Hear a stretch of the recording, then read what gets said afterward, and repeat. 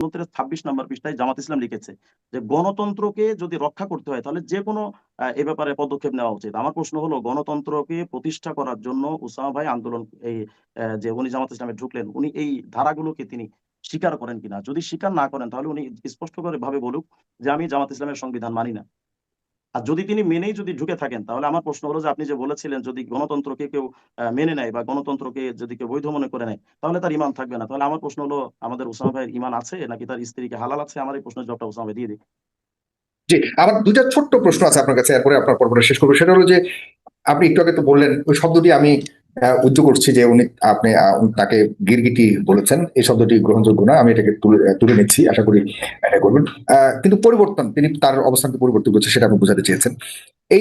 আপনার এই অনুভবটা কি এখন হলো তিনি জামাতে যোগ দিয়েছেন বলে এই কারণে হলো, নাকি এর আগেও ওনার প্রতি এরকম ধরনের একটা দৃষ্টিভঙ্গি আপনার ছিল? না, না, একটা বিষয় হলো যখন তিনি প্রথম গণতন্ত্র বিরুদ্ধে বা মানবরচিত তন্ত্রের বিরুদ্ধে ব্যাপকভাবে আলোচনা করতেন, আপনি দেখে দেখে থাকবেন যে সাগর ভাই ওসামা ভাইকে কিন্তু মানুষ কলিজা দিয়ে ভালোবেসেছে।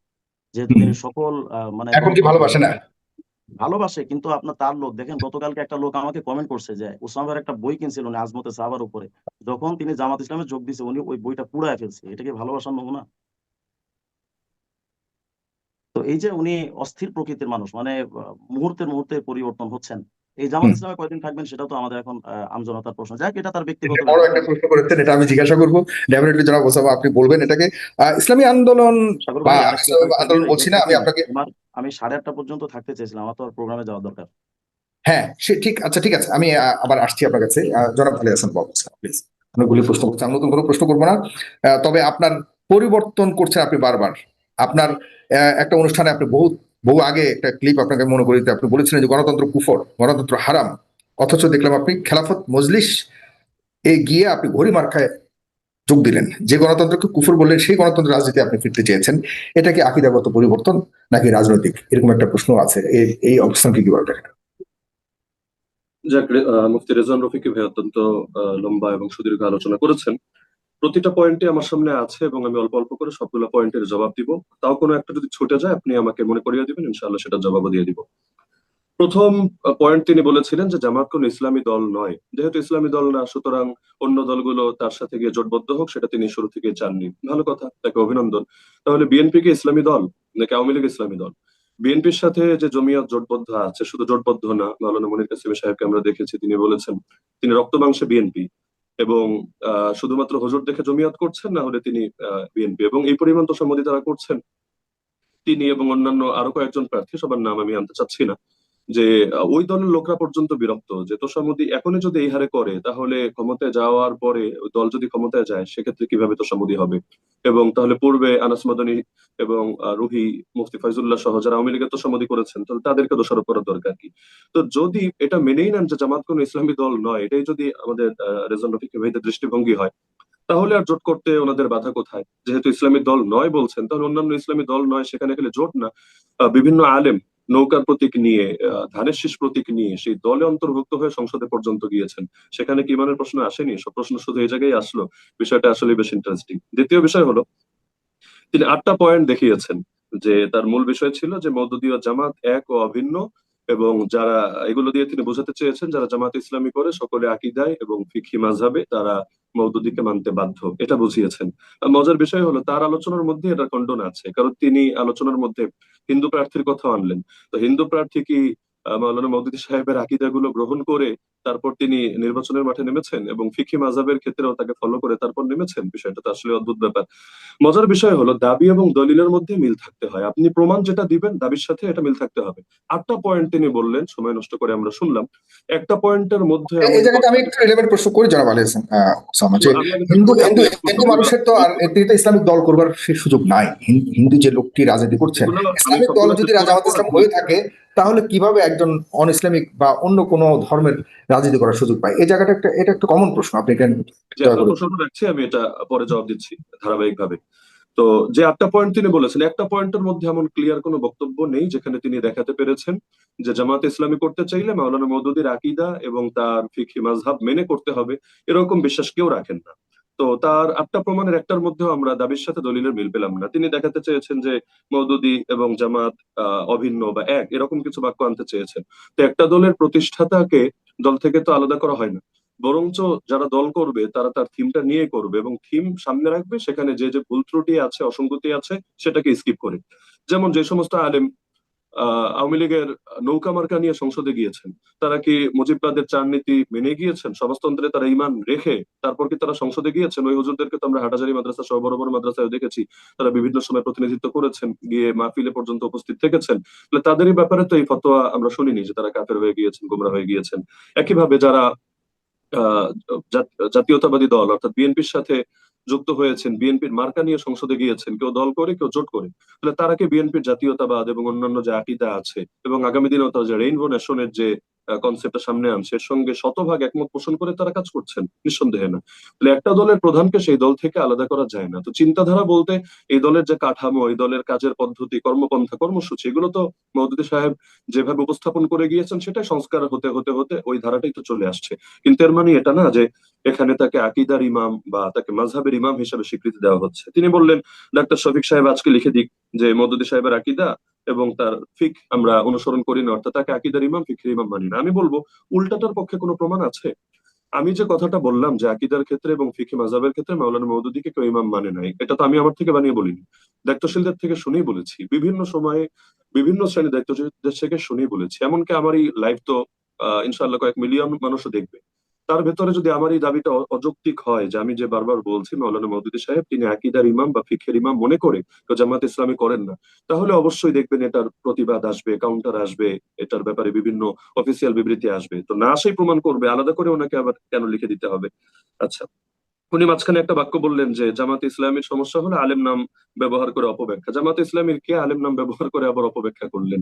এখানে আলেম যারা তারা তো আলেম, হ্যাঁ আলেমও কখনো ভুল বলতে পারেন, সেটা ভিন্ন আলাপ, কিন্তু আলেম না হয়ে আলেম নাম ব্যবহার করে অপব্যাখ্যা আবার কবে করলেন?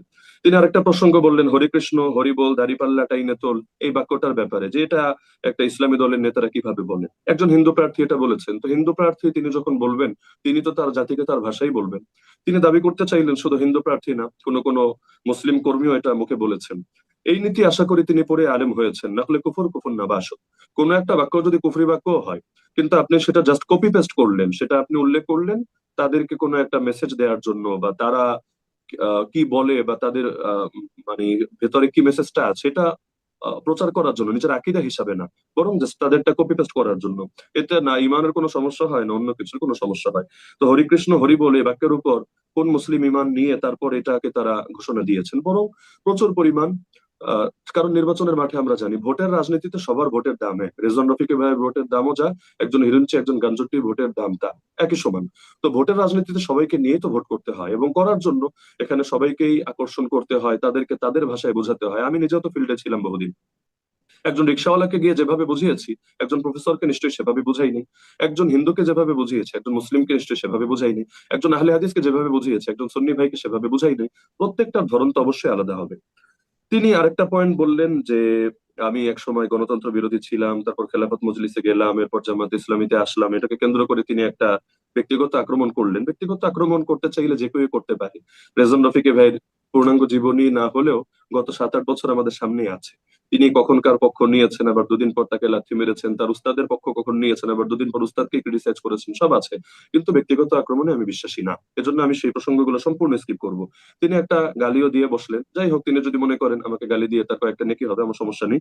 কিন্তু যেই পয়েন্টটা তিনি বললেন যে গণতন্ত্র বিরোধী ছিলাম, এরপর খেলাফত মজলিসে গেলাম, জামাত ইসলামী আসলাম, তিনি উনি বোঝাতে চাইলেন বড় বলেছেন আপনার ব্যাপারে যে আপনি অনেক পরিবর্তনশীল, মানে কোথাও অনেকদিন থাকেন না, এবং তো সামনেও যে এখানে থাকবেন আপনি এটা নিয়েও তিনি সন্দেহ প্রকাশ করছেন। এই না, ব্যাপারে আমি আপনি প্রতিটা পয়েন্টই বলবো, কোনোটাই বাদ দিব না ইনশাআল্লাহ।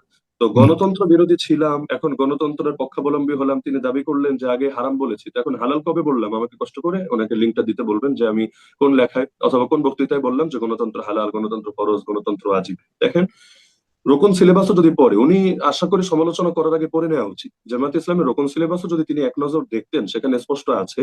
এটা আমার কথা না, আমি তো আমারটা বলা লাগবে না, এখানেটাও যদি বলি যে গণতন্ত্র বলতে পশ্চিমা গণতন্ত্র যেটা আছে এটার বিরুদ্ধে স্বয়ং মাওলানা মওদুদীর নিজেরও বই আছে। পশ্চিমা গণতন্ত্রের মূল কথাই হলো জনগণের সার্বভৌমত্ব বিশ্বাস করা, জনগণের সব ক্ষমতার মালিক, সব ক্ষমতার উৎস, তাদেরকেই আইন প্রণেতা, বিধান প্রণেতা, এই ঈমান, এই বিশ্বাস রাখা। এটা কখনোই কোনো ইসলামী দল, এই আপত্তি শুধু জামাত কেন, সব ইসলামী দলের উপরই করা যাবে, কিন্তু এটার সঙ্গে একটা ইসলামী দল একমত হবে না। আপনারা জানেন বিগত সময়ে আওয়ামী লীগের আমলে জামাত ইসলামীর তাদের বাতিল করে দেওয়া হয়েছে, নিবন্ধন। যেই যে কারণ দেখিয়ে বাতিল করা হয়েছে এর মধ্যে অন্যতম পয়েন্টই কিন্তু এটা তো ওনাদের কেন নজরে আসে না আমি বুঝি না। পয়েন্টই ছিল এটা যে তারা কেন রবের সার্বভৌমত্বের কথা বলে, আল্লাহই সকল ক্ষমতার মালিক, এই কথা তারা কেন বলে? জনগণ না সকল ক্ষমতার মালিক, এটা গণতন্ত্রের মূল কথা। তাহলে দেখা যাচ্ছে শত্রুর চোখ দিয়ে তাকালেই তো বোঝা যায় যে তারা আসলে এই সংগঠনটাকে কিভাবে মূল্যায়ন করে। বাস্তবতা হলো পশ্চিমা গণতন্ত্রের যে মূল কথা, জনগণের সার্বভৌমত্বে বিশ্বাস করা, এটা যে কেউ বিশ্বাস করলে তার ঈমান থাকতে পারে না। তাহলে বলবেন, তাহলে এই দলগুলো তারা যে আহ গণতান্ত্রিক ধারা রাজনীতি করছেন, যদিও রেজন রফিক ভাইয়ের উস্তাদ মামুনুল হক সাহেবও করছেন, অন্যান্য ইসলামী আন্দোলন এবং সব দল এই ধারাই তো আন্দোলন করছেন, এমন না বাংলাদেশে কেউ এখানে কোন সশস্ত্র জিহাদি ধারা আন্দোলন করছেন, সকলের পলিটিক্স এই সিস্টেমেই হচ্ছে। তো আপত্তিটা তো সকলের উপর আসবে। আমি আমার জায়গা থেকে ক্লিয়ার করছি, গণতন্ত্রের ব্যাপারে আমার আগের কথা যা ছিল এখনো তা আছে, ইনশাল্লাহ চিরকাল তাই থাকবে। বাকি হলো এই যে দলগুলো যারা গণতান্ত্রিক ধারায় রাজনীতি করছে, তাদের মুখ থেকে গণতন্ত্র শব্দটা শোনা আর পশ্চিমাদের মুখ থেকে গণতন্ত্র শব্দটা শোনা, দুইটা শুনলে একই তো দেখা যাচ্ছে। হুকুম লাগাতেও একই হুকুম লাগাতেই মন চাচ্ছে। কিন্তু এটা একজন আওয়াম করতে পারে, কিন্তু উনি একজন আহলে ইলম হিসেবে বুঝতে হয় যে কোন পরিভাষার উপর আপনি হুকুম লাগাতে চাইলে পরিভাষাটা যারা ব্যবহার করছে কোন অর্থে ব্যবহার করছে এটা আপনাকে সামনে রাখতে হবে। জাস্ট একটা আমি উদাহরণ যদি দেই, ইমাম তিরমিজির কিতাব যদি কেউ পড়ে, সুনানে তিরমিজি, সেখানে বারবার তিনি একটা শব্দ বলেন, হাযা হাদিসুন হাসানুন সহিহ, এই হাদিসটা হাসান ও এই হাদিসটা সহিহ। যে কোনো ছাত্র গেলে পেরেশান হয়, আল্লাহ এটা কেমন কথা, সহি হাদিস তো এটা অনেক উচ্চ ক্যাটাগরি, হাসান তো এটা তার চাইতে নিম্ন ক্যাটাগরি, একই হাদিস সহিহ, একই হাদিস হাসানো, যেমন একই লোক লম্বাও আবার ওই লোকটা খাটো, এটা কিভাবে সম্ভব? এখন এটার ব্যাখ্যা যারা দাওরে হাদিস পড়েছে, আলেম হয়েছে, সবাই জানে যে এখানে হাসান সহি এই শব্দটা আমি অন্য বই থেকে ব্যাখ্যা নিব, এরপর ইমাম তিরমিজির কথা বোঝার চেষ্টা করব, জীবনে বোঝা সম্ভব না। বরং ইমাম তিরমিজির পরিভাষা আলাদা, তার নিজস্ব পরিভাষা আছে। তিনি হাসান সহি একসঙ্গে বলে কি বুঝান, এটা তার ইলাল কিতাবের মধ্যে তিনি নিজে স্পষ্ট করেছেন যে আমার নিকট হাসান মানি এটা, সহি মানি এটা, অর্থাৎ অন্যদের পরিভাষা আলাদা, তার পরিভাষা আলাদা। তো এই যে তিনি সংবিধান থেকে বারবার দেখালেন যে গণতান্ত্রিক গণতান্ত্রিক গণতান্ত্রিক, এই শব্দটা যখন গঠনতন্ত্রে ব্যবহার করা হয়েছে এর দ্বারা কি মিন করা হয়েছে? এর দ্বারা এটা কখনোই মিন করা হয়নি যে তারা রবের সার্বভৌমত্ব অস্বীকার করে জনগণের সার্বভৌমত্বে বিশ্বাস করেছেন। এমনটা হলে তাদের নিবন্ধন কেন শেখ হাসিনা বাতিল করলো? বরঞ্চ এখানে উদ্দেশ্য হলো যে কোনো কিছু এখানে জনগণের উপর চাপিয়ে দেওয়া হবে না, যেহেতু বিদ্যমান কাঠামোর ভেতরে রাজনীতি করছেন যারাই ক্ষমতায় যাবেন, বাদ দিলাম জামাত না গেল, চরমনাই ক্ষমতায় গেল, তারা আজকে গিয়ে আগামীকাল থেকে চোরের হাত কাটা শুরু করবে? তারা ধর্ষক যারা আছে, জিনাকার যারা আছে, তাদেরকে বাইতুল মোকাররমের সামনে পাথর মেরে মেরে হত্যা করা শুরু করবে যদি তারা বিবাহিত হয়ে থাকে? এগুলো তারা করবে? হ্যাঁ, এখন তারা বলবে হ্যাঁ অবশ্যই করবো যদি জনগণ ম্যান্ডেট দেয়, যদি জনগণ একমত থাকে। তাহলে ঘুরে ফিরে সে জনগণের কাছে কেন যেতে হচ্ছে?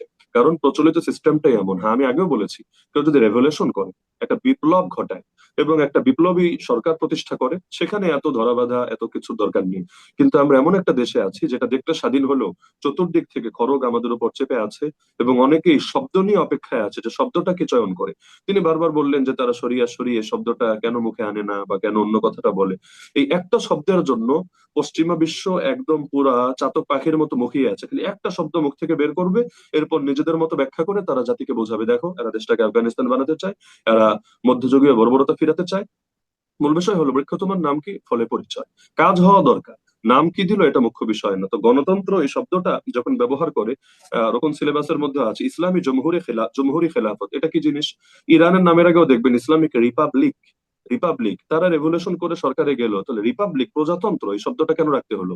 বাংলাদেশে এখনো আছে গণপ্রজাতন্ত্রী বাংলাদেশ, এই গণপ্রজাতন্ত্র কথাটা কেন রাখতে হচ্ছে দেশে? তাহলে মূল বিষয় হলো কোন ইসলামী দল যখন তারা গণতান্ত্রিক প্রক্রিয়া রাজনীতি করেন, তারা এই অর্থে করেন না যে তারা আল্লাহকে বাদ দিয়ে জনগণকে ক্ষমতার মালিক মানেন। তাহলে কি অর্থে করেন? স্পষ্ট কথা, তারা এই অর্থে করেন যে সার্বভৌম ক্ষমতার মালিক রব্বুল আলামিন, সকল ক্ষমতার মালিক রব্বুল আলামিন, তাকে ক্ষমতার মালিক মেনে তার সার্বভৌমত্বে বিশ্বাস করে নিজেদের যাবতীয় ক্ষমতা এবং এখতিয়ার তার দিন আর শরীয়তের মধ্যে অর্পণ করে দেওয়া, সীমাবদ্ধ করে দেওয়া, ব্যাস এটা, যেটা কোরআনের এই আয়াতের অর্থ, ফালা ওয়া রাব্বিকা লা ইউমিনুনা হাত্তা ইউহাক্কিমুকা ফীমা শাজারা বাইনাহুম। তো গণতন্ত্র, পশ্চিমা গণতন্ত্রের যে মূলমন্ত্র, গণতন্ত্র মানে জনগণের শাসন, জনগণের সার্বভৌমত্ব, এটার বিরুদ্ধে আগেও বলেছি, এখনো বলছি, চিরকাল বলবো। আগে হারাম বলেছি, নতুন করে হালাল বলছি। এরকম কোন প্রমাণ যদি তার জানা থাকে আমাকে দিলে আমি উপকৃত হব। আচ্ছা, তারপর তিনি বললেন যে গণতন্ত্রকে হালাল মনে করলে ইমানই তো থাকবে না, তো ইমান যেহেতু থাকবে না, আমার ইমান আছে কি না, আমার স্ত্রী হালাল আছে কি না। যাক, মাশাআল্লাহ, তিনি আমাকে নিয়ে বেশ চিন্তিত এবং তিনি আমাকে হয়তো কালেমা পড়ানোর জন্য মানসিকভাবে রেডি আছেন, এজন্য তাকে আন্তরিক ধন্যবাদ। এই যুগে এমন উপকারী বা কয়জনে করে।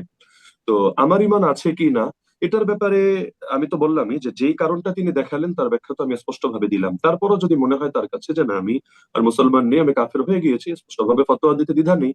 অতীতে এমন বহুত হয়েছে, ইমাম বুখারী রাহমাতুল্লাহ আলাইহিকে তার জামানায় ফতোয়া দিয়ে দেশ থেকে বের করে দেওয়া হয়েছে। ইমাম ইবনে তাইমিয়াকে ফতোয়া দিয়ে জেলে এতবার ঢোকানো হয়েছে, আল্লাহর বান্দা লাশ হয়ে কারাগার থেকে বের হয়েছে। তো ফতোয়া তো রাজনৈতিক টুলস হিসাবে বহুত সময় ব্যবহার হয়। সম্প্রতি আমাদের সিলেটের এক মুফতি সাহেব ফতোয়া দিয়েছেন জামাত ইসলামী সহ সমস্ত এই জোটের দলগুলোকে ভোট দেওয়া হারাম, চরমোনাই জোট থেকে বের হলেও তাদেরকেও দেওয়া হারাম, শুধু তার যে একটা দল আছে যারা বিএনপির সঙ্গে জোটবদ্ধ তাদেরকে দেওয়া হালাল। যদিও মজার বিষয়, তাদের দুই গ্রুপ মিলিয়ে পুরো বাংলাদেশে ক্যান্ডিডেট মাত্র 5 জন। তার মানে বাকি 295 আসনে কাকে ভোট দিয়ে ইমান বাঁচাবে? তার মানে বোঝাই যাচ্ছে যে এখানে যারা জাতীয়তাবাদের আকীদায় বিশ্বাসী তাদেরকে ভোট দিলেই এটা হালাল হবে। এমনকি শুনেছি, আল্লাহ ভালো জানেন, সেই মুফতি সাহেবের জামাই যারা লন্ডনে থাকেন, একজন জামাত ইসলামী করেন, একজন খেলাফত মজলিস করেন। তো যদি জামাত ইসলামী আর খেলাফত মজলিস করলে ইমান নাই থাকে, তাহলে ওনাদের জামাইদের ইমানেরই বা কি অবস্থা, এবং তাদের সঙ্গে মেয়েরা সংসার করলে তাদের কি অবস্থা, এটা আল্লাহ রাব্বুল আলামিন ভালো জানেন। তিনি প্রশ্ন করলেন গণতন্ত্রের মাধ্যমে জুলুম দূর করা সম্ভব কিনা, গণতন্ত্রের মাধ্যমে শতলোকের শাসন কায়েম হবে কিনা। এগুলোর জবাব আমাকে জিজ্ঞেস না করে তিনি যেহেতু সগর্বে সবসময় পরিচয় দেন যে তিনি মাওলানা মামুনুল হক হাফিজাহুল্লাহ শাগরেদ, ওস্তাদের কাছে জিজ্ঞেস করলেই তো তিনি জানতে পারেন। এবং তিনি যেহেতু চরমনায় সরাসরি না করলেও ইসলামী আন্দোলনকে অনেকটাই সমর্থন করেন, বা তাদের পক্ষ থেকে সমর্থিত বা তাদের সমর্থকরা তার আইডিতে ব্যাপকভাবে তাকে সমর্থন জুগিয়ে থাকে, যেভাবেই বলি না কেন তাদেরকে জিজ্ঞেস করলেই তো জানা যায়। এটা তো কোনো জামাতের ইস্যু না, এটা সব দলের কমন ইস্যু। আর বাস্তবতা হলো, আমি আগেও বলেছি এখনো বলছি চিরকাল বলবো, যে একটা পূর্ণাঙ্গ বিপ্লব ছাড়া এই জাতির মুক্তি নেই।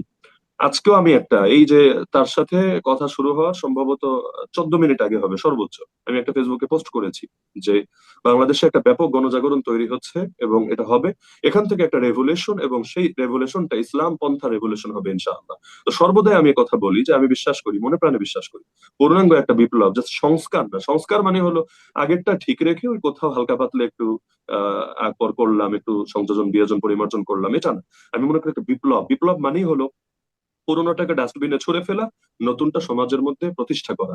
যেই বিপ্লবের স্বপ্ন নিয়ে এবারের আন্দোলনও হয়েছিল, ফ্যাসিবাদ উৎখাত হয়েছিল, যদিও না বিপ্লবী সরকার হয়েছে না বিপ্লবের আশা পূর্ণ হয়েছে, অপূর্ণ রয়ে গেছে। এজন্য এটাকে আমরা গণ আন্দোলন বলি, বিপ্লবটা বলি না। তবে একটা বিপ্লব হবে, দুদিন আগে বা পরে সারা দেশে আমার আল্লাহ এই পরিবেশ করে দিবেন। ইমামরা বলতেন যে আল্লাহ যখন কোনো কিছু চান নিজেই সেটার উপায় উপকরণ তৈরি করে দেন। ইদা আরাদাল্লাহু শাইআন হাইয়া আলাহু আসবাবা। আরেকটা পয়েন্ট তিনি বলেছেন যে আমার তো কারো কথার ব্যাখ্যা দেওয়ার প্রয়োজন নেই, বরঞ্চ কেউ আকাম করলে এটার দায় আমাকে কেন নিব। হ্যাঁ, কথা অবশ্যই সত্য, এই নীতিতে আমি বিশ্বাস করি। তিনি যে কয়েকজনের কথা কোট করলেন, এখানে জামাত ইসলামী করে এমন অনেকে অনেক কথাই বলতে পারে, সেগুলো আমাকে ডিফেন্ড করতে হবে এমন কোনো দায়, আটানা পয়সার দায় আমার নেই, এটা আমি কখনো করবো না। আমি তো সদা সর্বদাই সমালোচনা করে আসছি, আমার বাপ ভুল করলে আমি তারও সমালোচনা করবো, এবং এতে আমি কোনো লজ্জাবোধ করবো না। কারণ আবু বকর রাদিয়াল্লাহু আনহু খলিফা হয়ে প্রথম খুতবার মধ্যে এই পয়েন্ট বলেছিলেন যে আমি যতক্ষণ সঠিক তোমরা আমাকে সাহায্য করবা, আইনুনি, আর যখন আমি ভুল পথে চলে যাব তোমরা আমাকে সোজা করে দিবা। তো যেই ভুল করবে, আমরা উস্তাদের ক্ষেত্রে এই নীতি আমরা মানি যে উস্তাদের ক্ষেত্রে জাল্লাতের ক্ষেত্রে কারো অনুসরণ হয় না। এজন্য দেওবন্দি ওলামায়ে কেরামও কখনো সৈয়দ তাইফা হাজী ইমদাদুল্লাহ মুহাজির মক্কি রাহমাতুল্লাহি আলাইহি অনুসরণ করতে গিয়ে তিনি যেভাবে মিলাদ কিয়াম করতেন, দেওবন্দিরা এটা করেন না কেন? তারা মনে করেন এটা তার একটা বিচ্ছিন্ন মত, যে ক্ষেত্রে তিনি অনুসরণীয় না। এরকম প্রত্যেকের বিচ্ছিন্ন কিছু মত থাকে, কার নাই, কোন আলেমের নাই।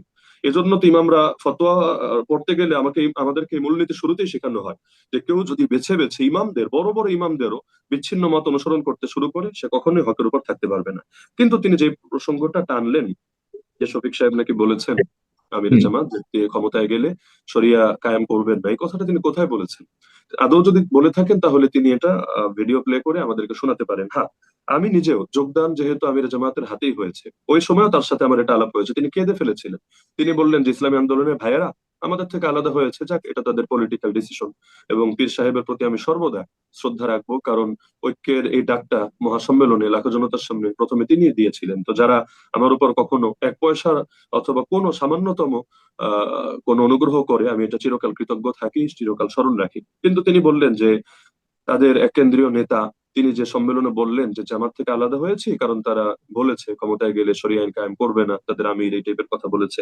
তিনি কেঁদে ফেলে বললেন যে একটা বার আমাকে অন্তত একটা ফোন দিত, এতদিন একসাথে আসা বসা ঘনিষ্ঠতা, একটাবার ফোন দিয়ে তারা নিশ্চিত হতো।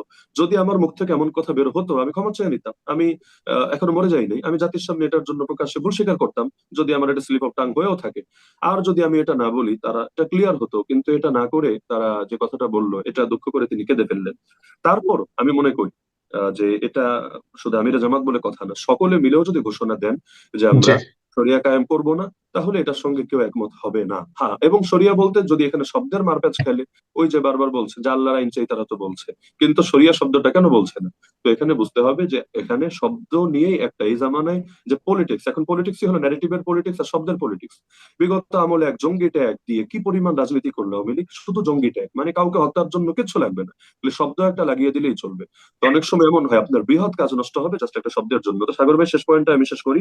আপনি বলেছিলেন যে একটা ইসলামী দল থেকে অমুসলিম প্রার্থী হতে পারে কিনা, এটা প্রসঙ্গে আপনি বলেছিলেন। তো এটার জবাব আমি না দিয়ে রেজন রফিকে ভাই একটা কথা মাঝে বললেন যে যদি ইসলামী রাষ্ট্র হয়, সেখানে যারা মুসলিম থাকবে তারা স্বাধীনভাবে নিজেদের ধর্ম পালন করবে, এবং তারা তাদের কথাগুলো, তারা রাজনৈতিক দলও করবে, তাদের কথাগুলো রাষ্ট্রের সঙ্গে উপস্থাপনও করবে, যাতে করে তাদের যে কোনো ধরনের সংকট সমস্যা এগুলো রাষ্ট্র দূর করতে পারে। এই পয়েন্টটা তিনি যদি বলেন, তাহলে যে আসনে জামাতের অমুসলিম প্রার্থী আছে, সেই আসনের মেজরিটি কারা? সেই আসনের মেজরিটি যদি মুসলিম হতো আর তাদের উপর কোনো অমুসলিমকে চাপিয়ে দেওয়া হতো, তাহলে প্রশ্নটা যৌক্তিক ছিল। কিন্তু আজও আমি ওই সেই প্রার্থীর আসনে, যিনি নির্বাচন কমিটির সদস্য সচিব, এই হোটেল ইন্টারকন্টিনেন্টালে পলিসি সামিটে আমার সঙ্গে তার সাক্ষাৎ হয়েছে, তিনি নিজে বললেন যে সেখানে 60% ভোটারদের 60%ই হলো হিন্দু ভোটার, সনাতনী ভোটার। তো তাদের প্রতিনিধি যেহেতু তিনি হচ্ছেন, ম্যাক্সিমামই যেখানে অমুসলিম, অর্থাৎ একটা নির্দিষ্ট ধর্মের অনুসারী, তাহলে সেখানে তাদের প্রতিনিধি হতে বাধা কোথায়? এবং তিনি যে প্রতিনিধি হচ্ছেন জামাতের পক্ষ থেকে, জামাতের যে মূলনীতিগুলো আছে, গঠনতান্ত্রিক যে ধারাগুলো আছে, এর সঙ্গে একমত হয়েই তো তাকে হতে হবে, এর বাইরে তো না। তিনি সেখানে গিয়ে ইসলামের বিপক্ষে, আইনের পক্ষে কথা বলবেন, এবং জামাত যে আদর্শ লালন করে সম্পূর্ণ এর বিরোধী কথা বলবেন, এই সুযোগই তো তার জন্য নেই। এমন হলে তো দলই তাকে রাখবে না, তিনি বহিষ্কৃত হবেন। তো তিনি তার যারা বাংলাদেশে সংখ্যালঘু জাতি আছে তাদের প্রতিনিধিত্ব করবেন, তাদের কথাগুলো তুলে ধরবেন।